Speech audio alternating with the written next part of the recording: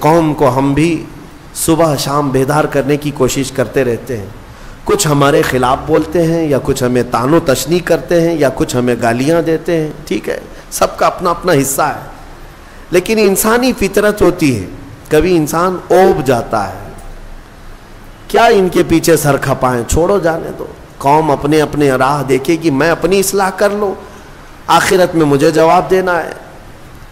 سچ بتاؤں, آج ہی میں کہہ بھی رہا تھا اس بات کو کہ کبھی دل کرتا ہے کہ یہ حالات جو آج ظالم بنا رہے ہیں, ایک بات دیکھ رہے ایک بات دیکھ رہے, ظلم کی ایسی ایسی نئی نئی صورتیں یہ لا رہے ہیں کہ انہیں ہر چیز سے اب تکلیف ہونے لگ گئی. اذان سے, نماز سے, ٹوپی سے, داڑھی سے, برقعے سے, قرآن سے, اسلام سے, میرے نبی کے نام سے, کیا چیز بچایا گیا؟ ساری چیزیں دھیرے دھیرے دھیرے دھیرے.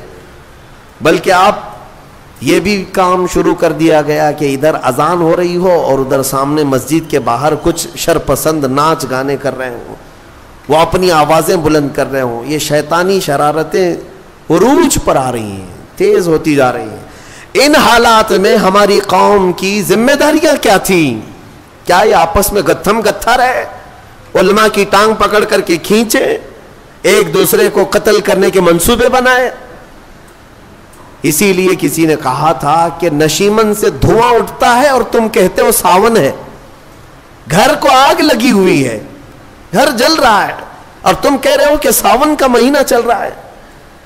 میرے عزیزوں, ان چیزوں سے اوپ کر کے کبھی ہم اگر یہ سوچتے ہیں کہ چھوڑو جانے دو, ہم جنگل کی طرف چلتے ہیں 2 بکریاں لے کر کے. میرے آقا صلی اللہ علیہ وسلم کی حدیث بھی ہے, وہ شخص اخیر زمانے میں اپنا ایمان بچا لے جائے گا جو چند بکریاں لے کر کے جنگلوں کی طرف چلا جائے گا. کبھی ہم یہ سوچتے ہیں, لیکن پھر سورہ یونس پڑھنے کے بعد یہ پتا چلتا ہے نہیں, اللہ کا حکم ہے کہ پھر قوم کو کس کے حوالے چھوڑ آئے تھے. اگر اس بات پر پکڑ ہو گئی, وہ اللہ کے نبی یونس علیہ السلام کو اللہ تبارک و تعالیٰ نے 40 دن مچھلی کے پیٹ میں اندھیریوں میں گزروایا, صرف اس لیے کہ وہ قوم کو چھوڑ کر کے آئے تھے.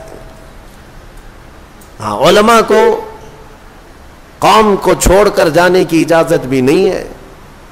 بہرحال ہم دعا یہی کرتے ہیں کہ مولا تبارک و تعالی کسی کے ذریعے سے امت مصطفیٰ کی اصلاح عطا فرمائے, انہیں ہدایت عطا فرمائے.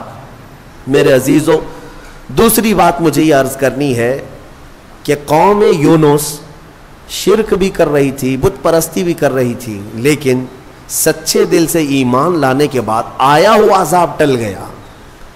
بدلیاں چھا چکی تھی, پورے آسمان پر نظر آ رہی تھی, وہ عذاب ٹل گیا. میں آج پھر سے یہی کہتا ہوں, اگر یہ ظالم مسلط کیے گئے ہیں تو یہ بھی اللہ کا ایک عذاب ہے, اللہ کا عذاب ہے.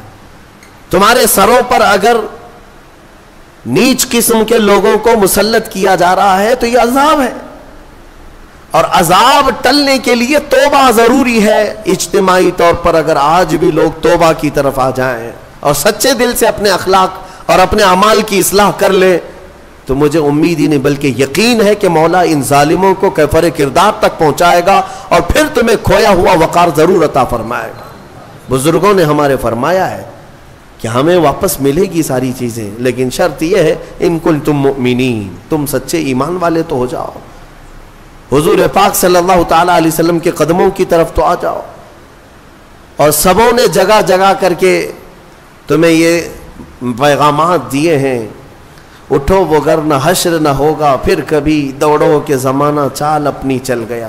بہت شارٹ ٹائم تمہارے پاس ہے اے میرے عزیزوں, لمیٹڈ پیریڈ میں تمہاری زندگی ختم ہونے والی ہے. مجھے کبھی کبھار یہ سوچ کر کے حیرت ہوتی ہے کہ ہمارے بچوں کا مستقبل کیا ہوگا, وہ کس قدر چیلنجز سے ان کی زندگی گزرے گی پتہ نہیں ہے.